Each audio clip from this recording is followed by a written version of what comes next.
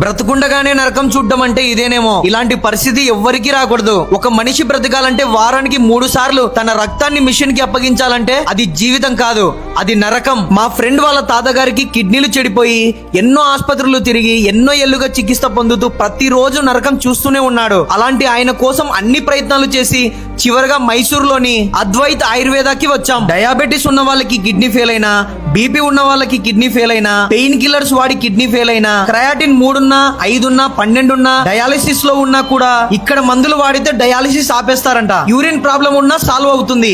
మీరు ఎన్ని years dialysis లో ఉన్నా కూడా ఈ మందులు వాడితే డయాలిసిస్ ని ఆపేయవచ్చు. మీరు ఇక్కడికి వస్తే మీ కండిషన్ ని బట్టి తగిన ట్రీట్మెంట్ అండ్ మందులు ఇస్తారు. నేను కూడా ఈజీగా ఏది నమ్మను, కానీ ఇక్కడికి రావడానికి ఒక కారణం ఉంది. ఈ పెద్దాయన మాటల్లో మీరే వినండి. నా పేరు మాలిక్ అండి. ఎక్కడి నుంచి వచ్చారన్నా? ఒంగోలు నుంచి. ఏ సమస్యతో బాధపడి వచ్చారు ఇక్కడికి? కిడ్నీ ప్రాబ్లం ఉండింది.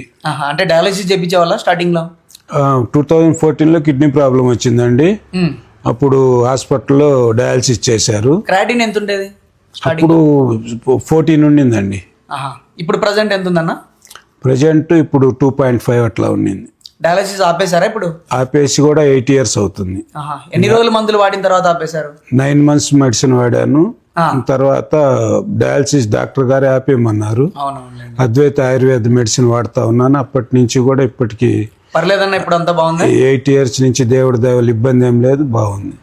14లో ఫిస్టులా పెట్టారు డయాలసిస్ కోసం అని. ఇప్పుడు దీంతో అవసరం లేదు. అడ్రస్ వచ్చేసి కర్ణాటక మైసూరులోని Advait Ayurveda, Srinagara layout, B black.